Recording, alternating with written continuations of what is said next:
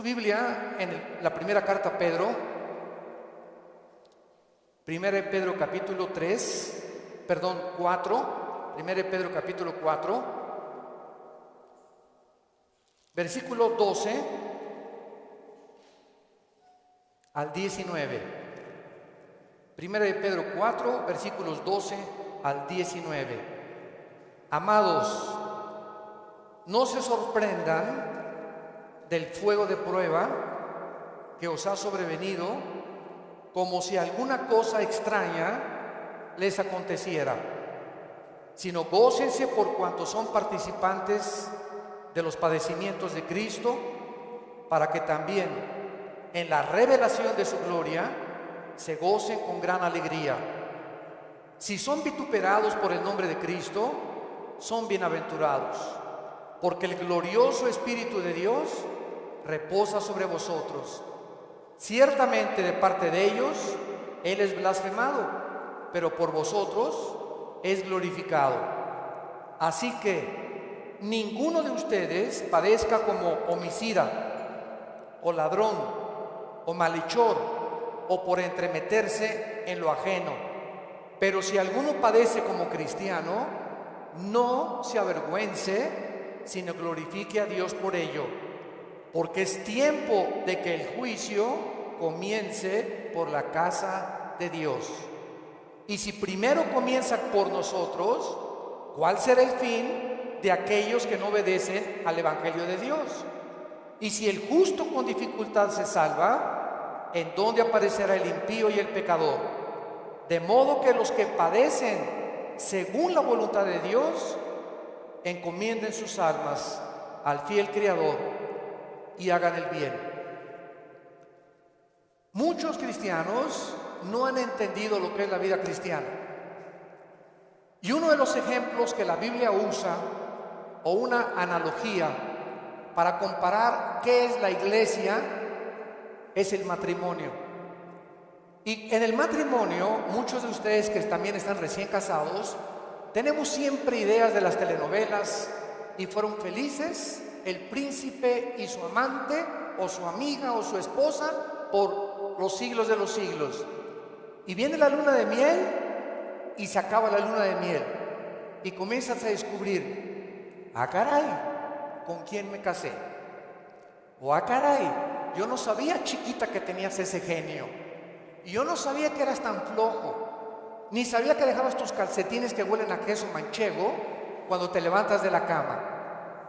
Y comenzamos en el matrimonio a salir de la burbuja y del mundo ficticio y fantasioso en el que creíamos que era casarse. Y no sabemos que el matrimonio es algo por lo cual toda la vida se tiene que luchar. Nunca habrá un matrimonio perfecto, nunca habrá un hombre perfecto, nunca habrá una mujer perfecta. Por eso el matrimonio es para dos discípulos de Cristo. Un hombre y una mujer que siguen a Dios, es como un triángulo, y mientras más sigue el hombre a Dios, Dios está hasta arriba, y la mujer también. Mientras más seguimos a Dios, más cerca estaremos el uno con el otro. Bueno, la iglesia es lo mismo. Hay cristianos que les han hablado: no, la iglesia cristiana es Disneylandia, Reino Aventura, todo peace and love. Nunca va a haber problemas, nunca va a haber fricciones. Y cuando entramos a alguna iglesia, o a las iglesias a las que ustedes han asistido, van a encontrar, ¿verdad?, que la iglesia es una mezcla de cizaña con trigo, que la iglesia es un cuerpo de creyentes mezclados con personas que han entrado del mundo, y que entre nosotros necesitamos entender que va a haber fricciones, malos entendidos, contiendas, que doña Pachita ya le hicieron cara de hamburguesa y no quiere regresar, que porque en esa iglesia, muchos me dicen, es que en esta iglesia o en aquella iglesia a donde yo iba no había amor. Y el problema está en eso, que entramos a la iglesia creyendo que todo es maravilloso y que estamos en un ejército, somos soldados en un campo de batalla, en un mundo ocupado por el enemigo, donde nosotros vamos de paso. Todo lo que construyamos, todo lo que invertamos en este mundo, se va a quedar. Y cuando este mundo sea destruido, lo único que va a sobrevivir son las almas. Son las almas. Y esta es la razón por la cual debemos vivir por las almas y poner como prioridad las almas que Jesucristo ganó en una cruz con su propia vida. Todos los cristianos vamos a experimentar pruebas. Vean ustedes aquí antes de Pedro se encuentra Santiago en el capítulo 1. Santiago era hermano de Jesucristo, fue uno de los hermanos de Jesucristo, Santiago. Y él está escribiéndoles a los cristianos que comenzaron a ser perseguidos por el Imperio Romano. Y vean ustedes el consejo que Santiago comienza a delinear. Santiago 1, versículos 2 y 3. Hermanos míos, tengan por sumo gozo cuando se hallen en diversas pruebas, sabiendo que la prueba de vuestra fe produce paciencia. Sabemos entonces que todos nosotros vamos a ser examinados por Dios.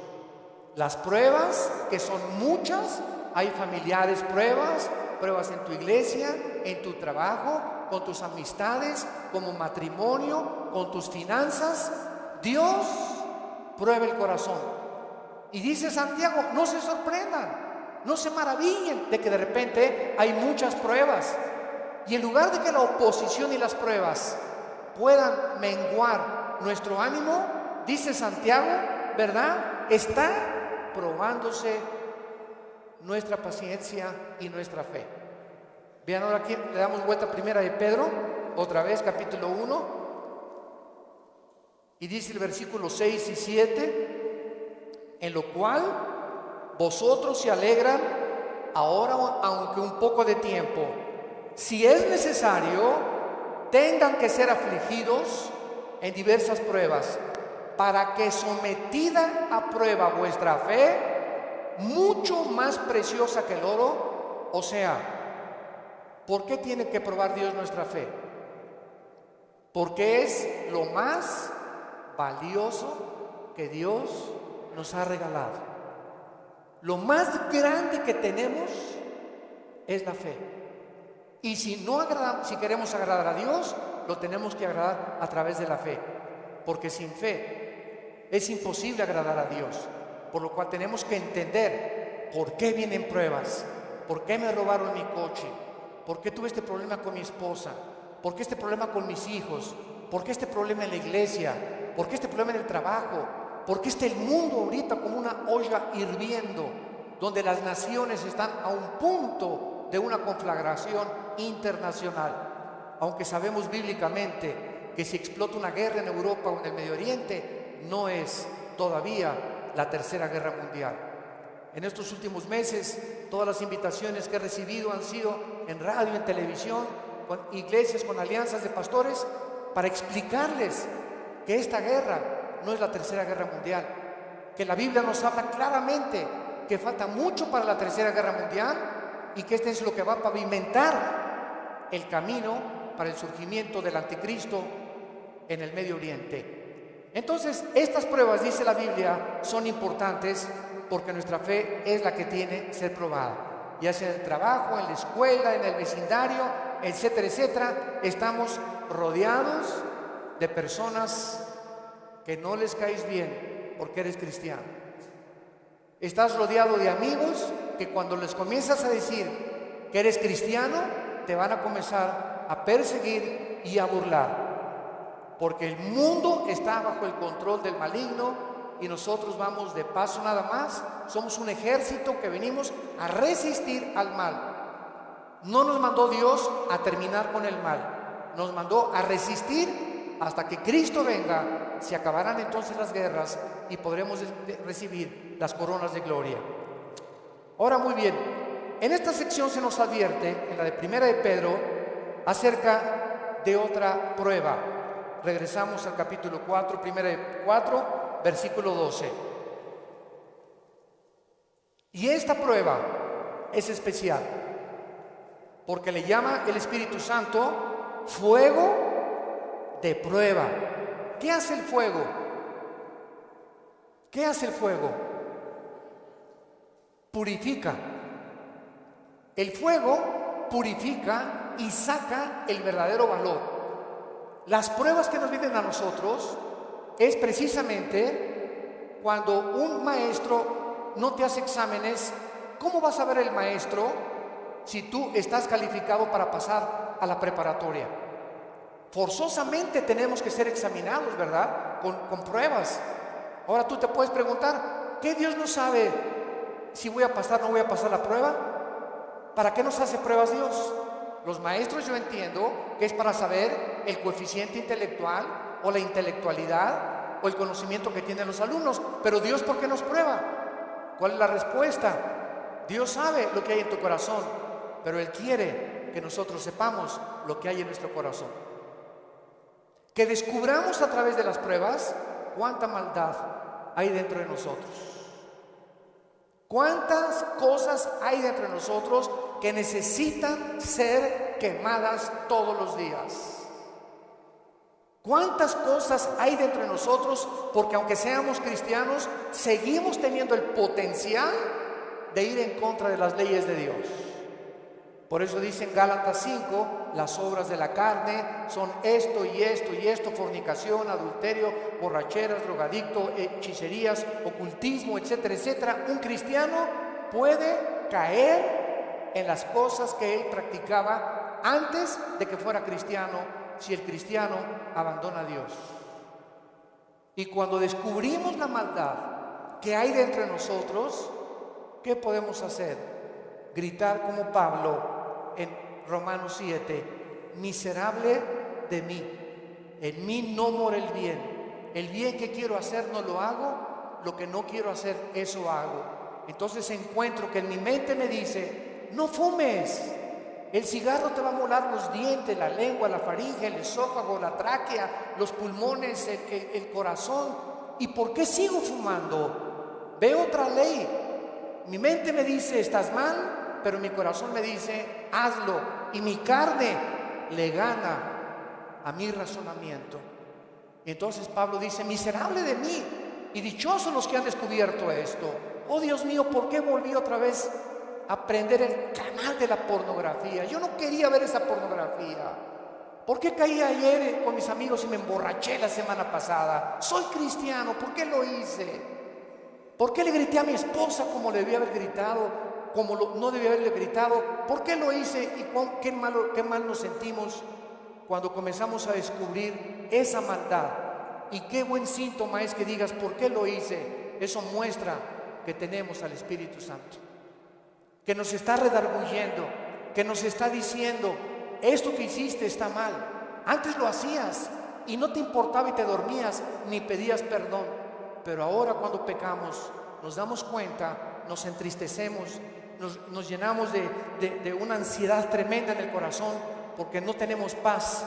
Es la paz que nos quita Dios hasta que vengamos a la cruz y le pidamos perdón, y la sangre de Cristo nos limpia de todo pecado. Pero esta es la razón por la cual las pruebas Dios nos las manda, para que vayamos evaluándonos honesta, íntegra y sinceramente en qué nivel nos encontramos de espiritualidad. Vayamos a Santiago capítulo 1 otra vez con este versículo y vamos a ver algunas verdades prácticas antes de desarrollar el pasaje que acabamos de leer. Veamos algunas verdades prácticas de las pruebas. En primer lugar, las pruebas son algo común en la vida cristiana. Dice Santiago, cuando os halléis en diversas pruebas. En segundo lugar, estas pruebas, van a venir en diferentes categorías. De repente, estás tranquilo, eres deportista, tomas vitaminas, estás perfectamente sano y te vas a hacer unos exámenes de sangre, y las radiografías y la biometría hemática de sangre te dice el médico tiene usted cáncer, o tiene usted diabetes, o padece usted un problema, ¿verdad?, renal, etcétera, etcétera. En el momento que oímos esta noticia, toda nuestra vida cambia. En ese momento dices, ¿qué me está pasando? ¿Cómo me pudo suceder esto a mí? Fue una prueba de fuego. O de repente tu hijo cayó y chocó, o tu hija se mató, o tu esposo se murió, o se cayó tu casa, o se incendió tu coche. Nunca sabemos qué va a suceder el día de mañana. Entonces tenemos que estar preparados para entender que estamos en un mundo donde somos vulnerables y donde cualquier cosa puede suceder, y Dios lo va a permitir con un propósito siempre, siempre santo, que va a resultar para un bien. Cuando oigas de ese accidente, de esa enfermedad y de ese problema, no lo entendemos. ¿Qué está pasando en la iglesia? ¿O qué pasó en mi casa? ¿O qué pasó con el gobierno? ¿O un golpe de estado? No entendemos cuando explota una bomba. Hay mucho humo y no se puede entender qué es lo que está pasando. ¿Qué verdad? No hay verdad. ¿Será mentira? ¿Será melón? ¿Será sandía? Y no es hasta que el humo se va, pasa una semana o 2 semanas, cuando comienzas a ver y a entender. Si tú en esa prueba, escúchame muy bien, durante esa prueba que estás atravesando, no te sueltas, pase lo que pase en tu vida. Si tú no te sueltas de Cristo, no te imaginas cómo Dios te va a bendecir, te va a fortalecer y vas a madurar espiritualmente como no te imaginas. ¿Qué se probó cuando te dijeron que estabas enfermo? ¿Qué se probó cuando oíste que te robaron tu coche? ¿Qué se está probando cuando perdiste el trabajo? Se está probando nuestra fe. ¿Cuánto confiamos en Dios? Cuando se va tu esposa o te abandona su esposo, ¿qué vas a hacer? ¿Te vas a recurrir a las drogas? ¿Te vas a emborrachar? ¿Vas a renegar contra Dios? ¿Para eso soy cristiano? ¿Me quitaron mi trabajo? ¿Por qué si yo diezmo regularmente me quitan mi coche? Dios, yo no lo entiendo. ¿Y por qué me corren de mi trabajo si sabes que tengo que mantener a mi familia? Dios está buscando que nosotros veamos nuestra reacción, porque nuestra reacción determina el nivel espiritual que tenemos de fe. Y es precisamente en esas pruebas, en esas reacciones, donde Dios sabe cómo vas a reaccionar. Vamos rápidamente a Génesis capítulo 22. En el Antiguo Testamento, y veamos la prueba de fuego que pasó a Abraham.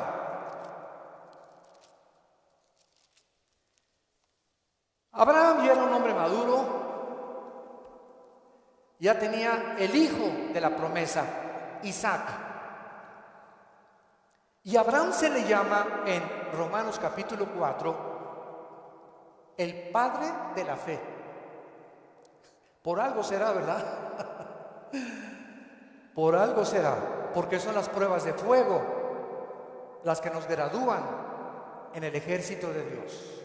Las pruebas, no las muchas pruebas, nos van preparando, pero hay una prueba de fuego que es nuestra graduación. Cuando ya Dios se da cuenta que no importa lo que pase en tu vida, nunca te soltarás de Él. Nunca blasfemarás de su nombre, nunca te llenarás de rencor ni de amargura contra nadie. Hayan hecho lo que te hayan hecho o lo que nos hayan hecho, el veneno más grande que nos impide graduarnos es la amargura. Es el veneno más grande de la vida cristiana. Bueno, aquí se encuentra Abraham, capítulo 22 del Génesis, y dice: aconteció después de estas cosas, o sea, estas cosas son todas las pruebas que Abraham había atravesado, que probó Dios a Abraham. Abraham podría decir: ¿otra? Oye, ¿otra, Señor? ¿Es juego? Pues, ¿otra prueba? Pero quiero decirte una cosa, Abraham. Esta prueba, ¿verdad? No te imaginas va a ser la bendición más grande para tu vida y para 1000 generaciones después. A los que les interese la palabra prueba en el hebreo, es la palabra nasá, con H al final. Cuando dice probó, es la palabra nasá. Escuche lo que significa probar en el hebreo: manifestar el corazón por medio de la presión. No es hasta que la presión viene a nuestras vidas que se sabe lo que tenemos escondido en el corazón. ¿No es cierto? No es bajo la presión donde se prueba el carácter de los hombres. Bajo la presión. Dice la Biblia, esto es lo que Dios quería hacer: poner presión en Abraham para darnos un ejemplo a nosotros de cómo reaccionar. ¿Y cuál fue la prueba? De fuego que Dios le puso a Abraham: dame a tu hijo Isaac. Versículo 2. Señor, no te oí bien, creo que me está fallando el oído. ¿Qué dijiste? Que me des a tu hijo. Señor, ¿estás bien? ¿No dices un mejoral? ¿Me estás hablando? ¿Eres tú? ¿No será un demonio el que me estará hablando?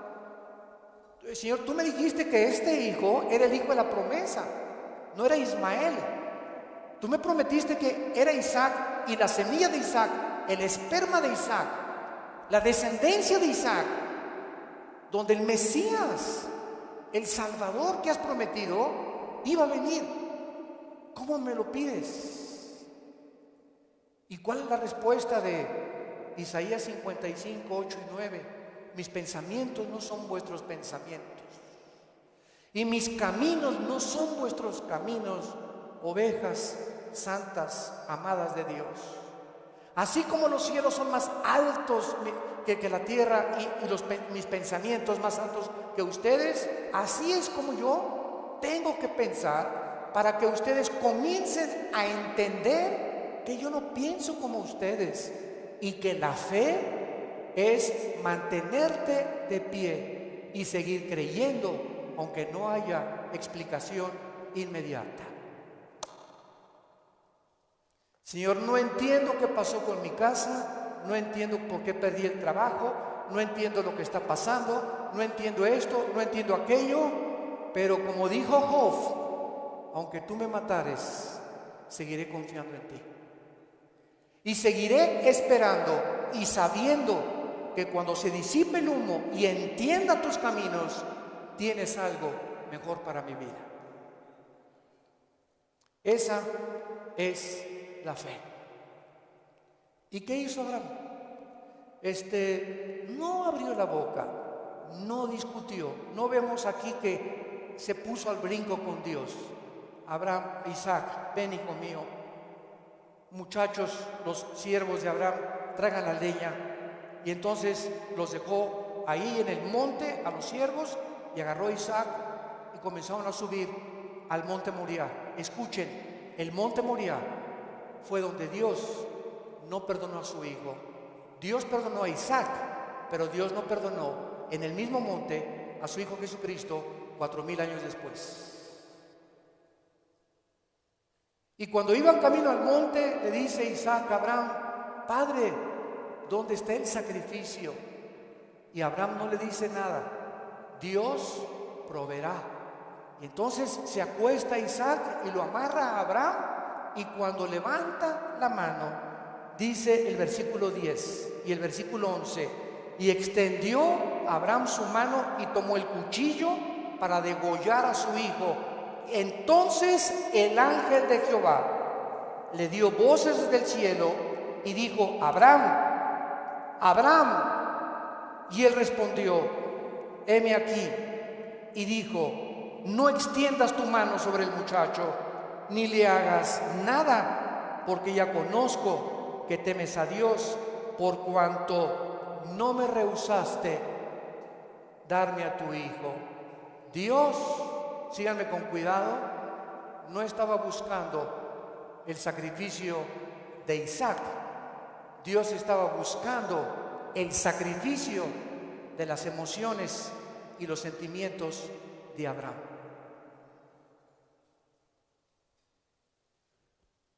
Abraham tenía que pasar la prueba de morir a sus emociones y a sus sentimientos y amar a Dios con todas sus fuerzas y con todo su corazón, escúchenme, más que a su hijo.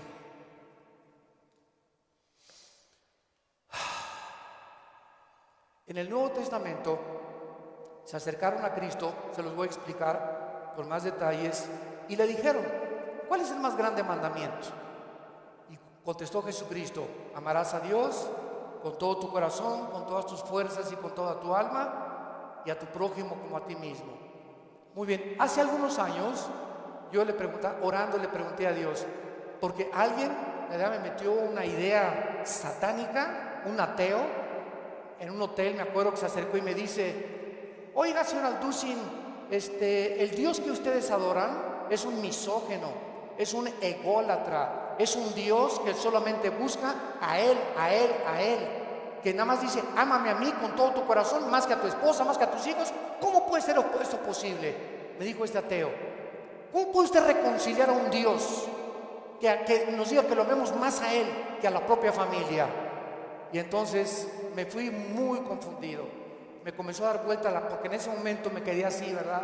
Le dije: ¿sabe una cosa? Voy a orar y le prometo que voy a buscar una respuesta de Dios. Nadie me había hecho nunca ese ataque a mi fe. Entonces pasó como unas 2 semanas, me puse a orar, ayuné como 2 días buscando esta respuesta, y fue tan clara de parte de Dios.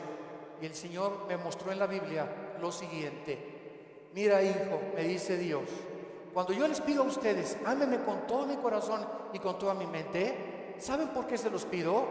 Porque tu mamá, tu esposa y tus hijos y tu perro Fido y tu cotorro y lo que más amas en tu vida y tu jarrón chino y la casa que tienes y que la amas, todo lo vas a perder y al final de tu vida te vas a quedar solo.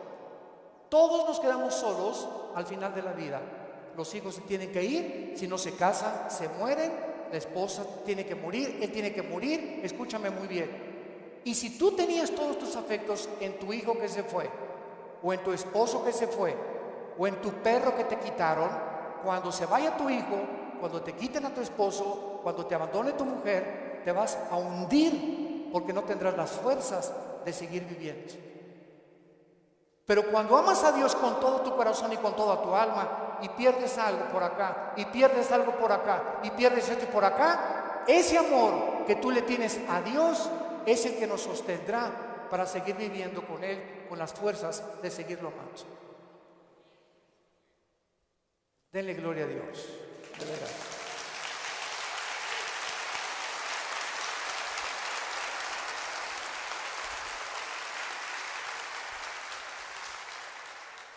La fe es creer aunque no entendamos. Si Dios lo dijo, tiene una razón. Detrás de cada mandamiento de Dios se encuentra la sabiduría de Dios.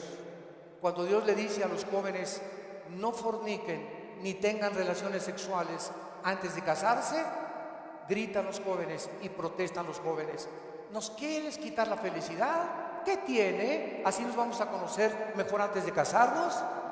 Pero detrás de esa prohibición que Dios tiene es el inmenso amor que Él nos dio desde la cruz. Por amor te lo digo, jovencita, te dice Dios, por amor que te tengo, joven que me escuchas. Tú no te imaginas las consecuencias de la fornicación. Vas a los 18, 19 años a ver crecer tu pancita, te vas a tener que salir de la escuela, él va a resultar con que no te quiere. Es increíble que por no haber puesto ustedes freno en sus relaciones meses antes, hayan ustedes acabado en un pecado que se llama la fornicación. Dios es sabio y nos dice a los casados: no cometerás adulterio. Dice Salomón en Proverbios 6, versículo 32, el que comete adulterio es falto de entendimiento, corrompe su alma el que tal hace. El que comete adulterio echa a perder su matrimonio, sus hijos, los celos, la infidelidad, que tarda años en poder levantarse. ¿Y todo por qué? Por tu ego, por tu orgullo, por tu vanidad de creer irte con una muchacha más joven o con otro hombre sin tomar en cuenta a tu propia familia. Es el ego siempre el enemigo de nuestro Dios. Dios sabe por qué nos da las provisiones que nos da, porque nos ama y quiere lo mejor para nuestra vida. Y finalmente aquí en estas verdades prácticas en Santiago encontramos también, ¿verdad?, que las pruebas prueban la fe que tenemos y la fe nos muestra cuánto confiamos en Dios. Dice en el Salmo capítulo 11, versículo 1 y 2: en Jehová he confiado, ¿cómo decís a mi alma que escape al monte cual ave? Porque aquí los malos tienden el arco, disponen sus saetas sobre la cuerda, para asaetear en oculto a los rectos de corazón. Si hubo un hombre perseguido, calumniado, vituperado, despreciado entre los héroes de Dios, fue el rey David. A los 17, 18 años lo ungen: Samuel, tú vas a ser rey de Israel. Ah, dice David, qué suave. Bueno, pasaron casi 12 años. Vean esto, desde que lo ungen con sus hermanos pasaron 12 años hasta los 30 años de edad.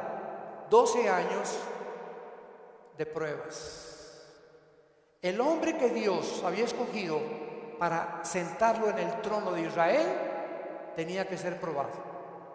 Y tenía que ser probado en la amargura, en el rencor, en la confianza en Dios, en saber que no importa, aunque me rodee un ejército y aunque tenga las miles de amenazas, Dios es mi salvación, mi fortaleza y mi luz. ¿De quién temeré?, dice el Salmo 27. ¿De quién temeré? Es el temor dentro de nosotros lo que nos impide confiar en Dios.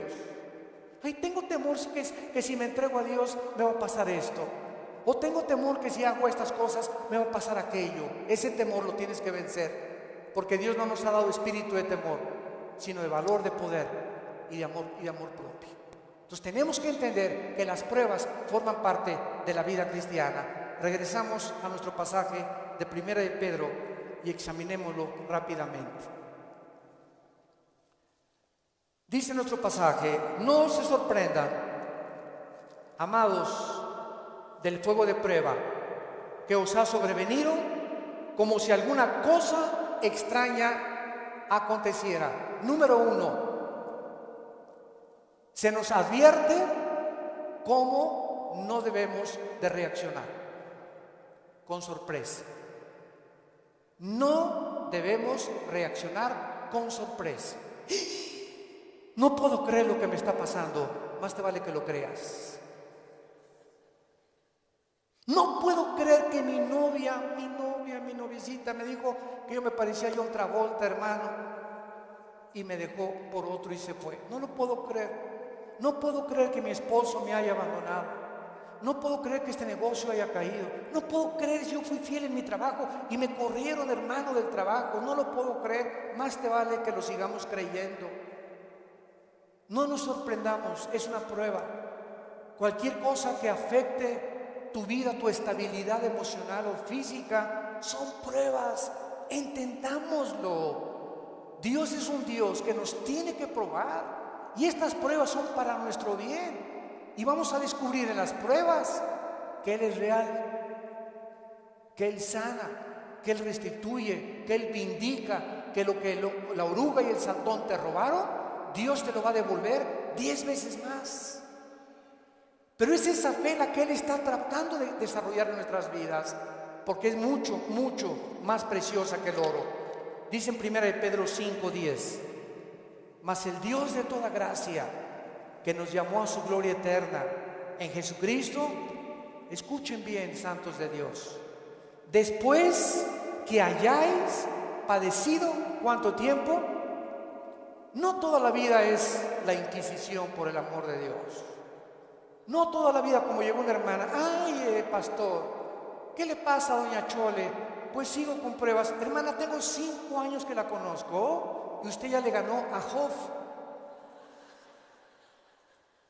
No me diga que en 5 años Dios no la ha dejado descansar. Ese no es el Dios que servimos. Dice claramente que las pruebas son temporales, de vez en cuando Él cree conveniente que la necesitamos atravesar. Después que hayáis padecido un poco de tiempo, vean ustedes el propósito. Él mismo os perfeccione, afirme, fortalezca y establezca después de las pruebas.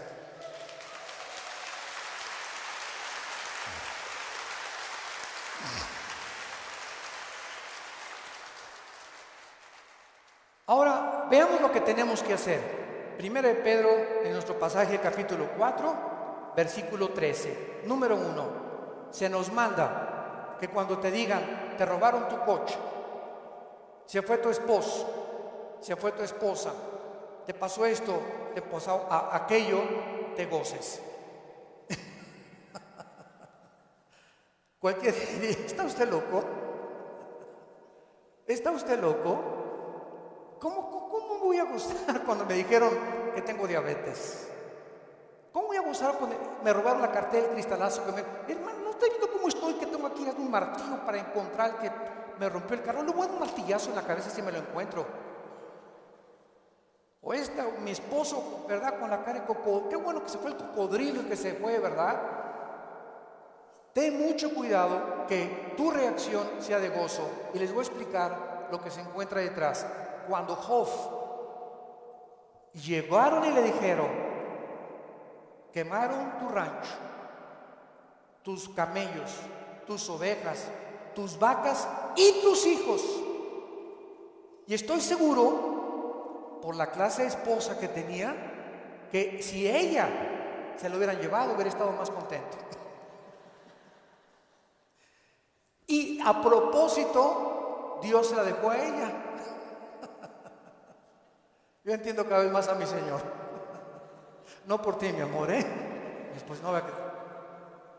Y entonces la esposa llega, ¿verdad? Y le dice a Job, maldícelo, maldice a Dios. Y contesta Job y le dice a la esposa, vean la calidad moral y espiritual y de fe que tenía este hombre en Dios. ¿Qué acaso recibiremos de Dios solo lo bueno y no lo malo? Bendito sea el nombre de Dios, porque Él da y Él quita en su soberanía. Qué tremendo, ¿verdad?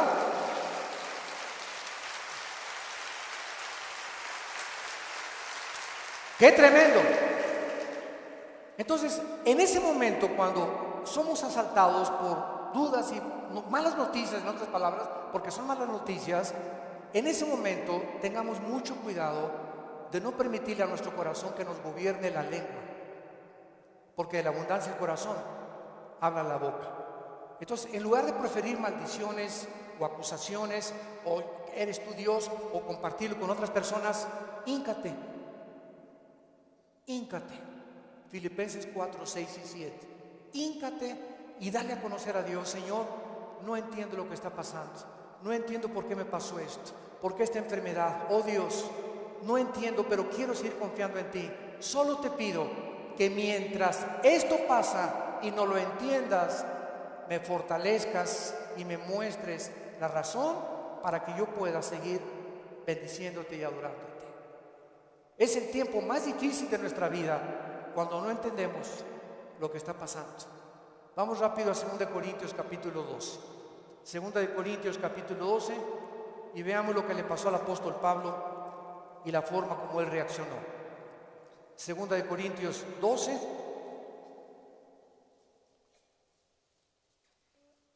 Pablo fue uno de los pocos hombres, junto con Enoc y Elías y el apóstol Juan, que subieron al cielo.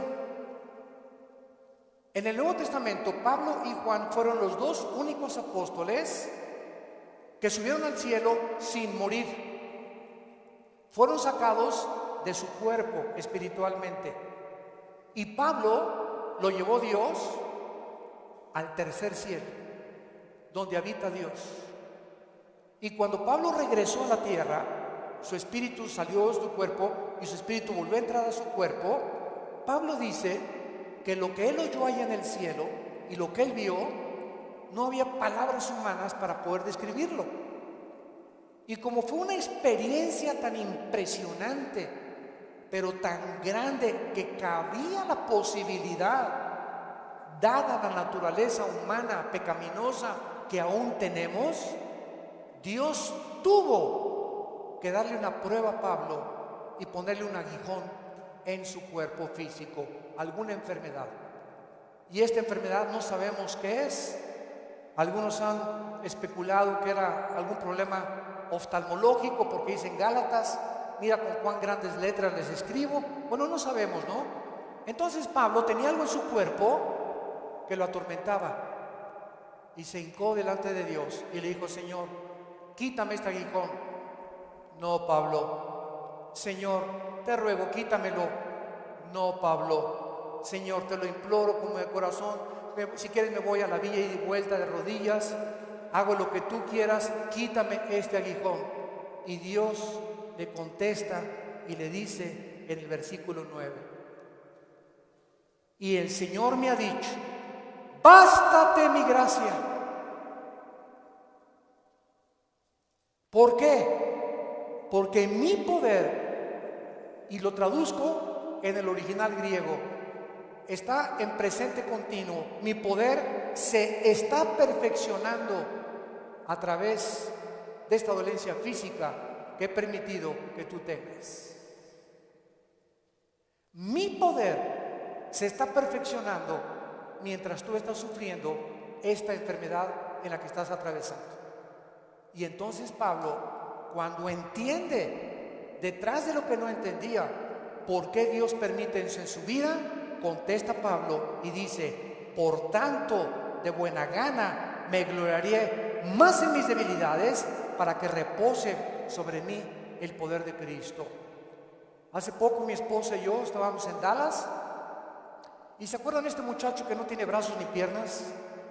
Muchos de ustedes lo conocen. Bueno, su esposa es mexicana, de Chihuahua. Y estuvimos ahí como una hora mi esposa y yo y nuestros 3 hijos, compartiendo con ellos en una iglesia de Dallas, y nos querían conocer también a nosotros. Bueno, también conocían nuestro ministerio, etcétera, etcétera.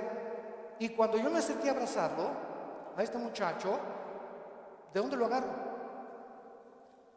Nunca había tenido esa impresión, me quedé como paralizado. ¿Qué hago, no? Y él me hacía así. Bueno, pues entonces como un costal, ¿verdad? Lo agarré y lo hice así. Y me dice: levántame. Y le comencé a hacer así.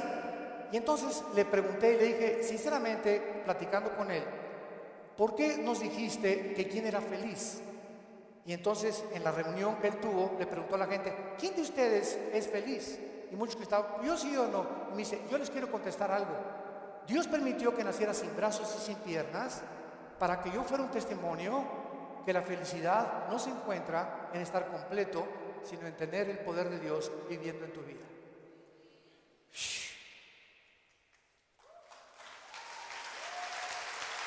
¡Qué tremendo!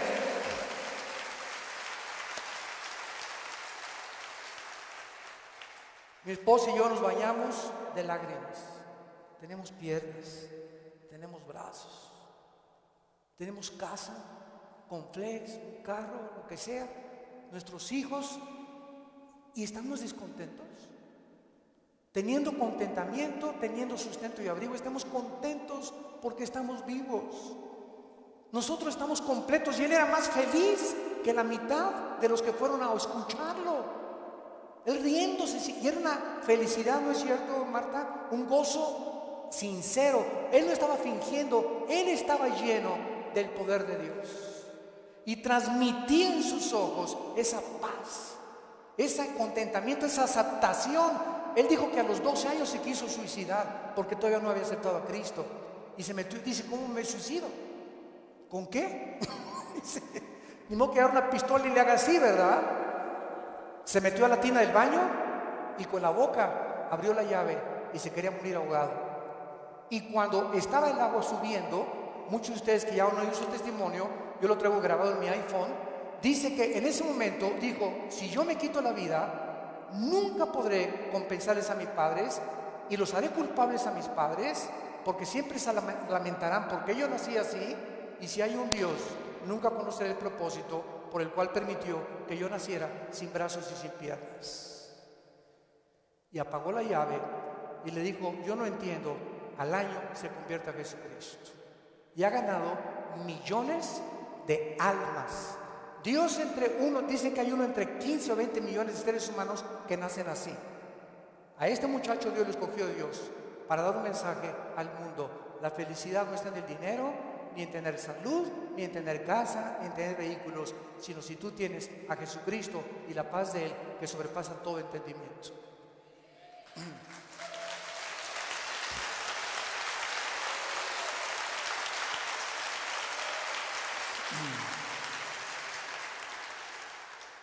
Y finalmente regresamos a nuestro pasaje de 1 de Pedro capítulo 4, dice así: gócense, versículo 13, por cuanto son participantes de los padecimientos de Cristo, para que también en la revelación de su gloria se gocen con grande alegría. En penúltimo lugar, las pruebas nos están haciendo parecernos más a Jesús. Porque es precisamente en las decepciones, en las desilusiones, en las traiciones, en la persecución, en el abandono de tu esposa, en la muerte, etcétera, etcétera, en todas estas cosas que forman parte de la vida, donde comenzamos a entender que no nos sorprendamos, estamos en un mundo muy feo, donde el pecado abunda. Este grupo de ISIS en Medio Oriente ya no son seres humanos, son zombies, son monstruos, seres humanos deshumanizados completamente, sin ningún sentimiento, sin ninguna emoción, sin ningún corazón, ninguna conciencia. A los niños ahora los enseñan a ellos que a las víctimas les corten la cabeza y jueguen fútbol con las cabezas para desensibilizarlos y deshumanizarlos a los 8 años de edad. Ese es el mundo que vivimos. ¿Nos sorprende? No nos sorprende, porque la Biblia dice, 2 Timoteo 3, vendrán tiempos feroces, peligrosos, hombres amadores de sí mismos, donde no les importará absolutamente nada más que su ego y su propia vanidad, y el imperio y el espíritu de control. Todo espíritu que quiera controlar y dominar a los demás es un espíritu de brujería. ¿Se acuerdan a Cristo antes de morir?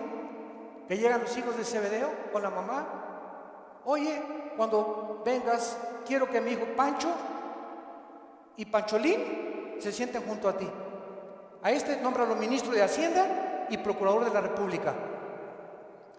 Y entonces Cristo, viendo que sus discípulos estaban a punto de morir crucificados, estaban buscando posiciones de liderazgo y de control y de autoridad. Y les dice que Cristo, eso, los reyes de la tierra, los gobernantes buscan estas cosas, dominar y controlar a los demás. Y esta es la razón de tantas dictaduras, de tantos gobiernos estatistas y totalitarios, personas que quieren seguir gobernando y tener el control de las gentes, pero en ustedes no debe ser así. Y Cristo nos da el secreto: el que quiera ser grande de todos nosotros, lávele los pies a los demás. Sea siervo de los demás. No busques grandezas para ti, busca servir. Porque el más grande entre nosotros siempre será el que siga las pisadas de su maestro. Gracias por tu palabra, Señor, en esta mañana. Gracias, Señor, porque si somos vituperados en el nombre de Cristo, somos bienaventurados. Así que ninguno de nosotros padezca como homicida o ladrón, o que las pruebas que tengamos sean por nuestros pecados. Pero si padecemos como cristianos, no nos avergoncemos. Glorifiquemos a Dios por ello. Encomendemos toda nuestra causa a Dios, porque Él es soberano. Nunca nos dejará y nunca nos desamparará. Bendecimos, Padre, a todos nuestros enemigos. Bendecimos a los que nos calumnian y contienden contra nosotros. Te damos las gracias por estas pruebas, porque está probando lo que hay en nuestro corazón. Si no perdonamos 70 veces 7, no hemos crecido en la gracia y el conocimiento de Jesucristo. Si hay alguna persona en esta mañana que aún no tiene a Jesús, que aún no tienes este corazón que Dios quiere que tú tengas, esta comprensión de la vida espiritual y de lo que es la iglesia y el cristianismo, ven a la cruz, entrégale tu vida diciéndole estas palabras, ahí con todo tu corazón: Señor mío y Dios mío, te pido perdón por mi vida, por mis pecados, por mi rebelión a mandamientos que antes no entendía. Ahora sé que tus pensamientos son inmensamente mucho más grandes que la forma como yo creo que tú debes de ser. Tú me creaste y me hiciste nacer con un propósito en la vida. Gracias por la salud que tengo en este momento, por el matrimonio que tengo, por los hijos que nos has dado, por el fruto que traigo en mi vientre, por la casa que tenemos, por todo lo que nos rodea, por el agua, por la luz, las montañas, los cambios de clima. Te bendigo, Señor, haberme puesto en este planeta donde te puedo conocer. Creo que en la cruz pagaste con tu sangre por mi vida y mis pecados. Y te pido, Jesús, porque creo que a los 3 días resucitaste de los muertos, que entres a mi corazón como mi Señor y mi Salvador. En el nombre de Jesús.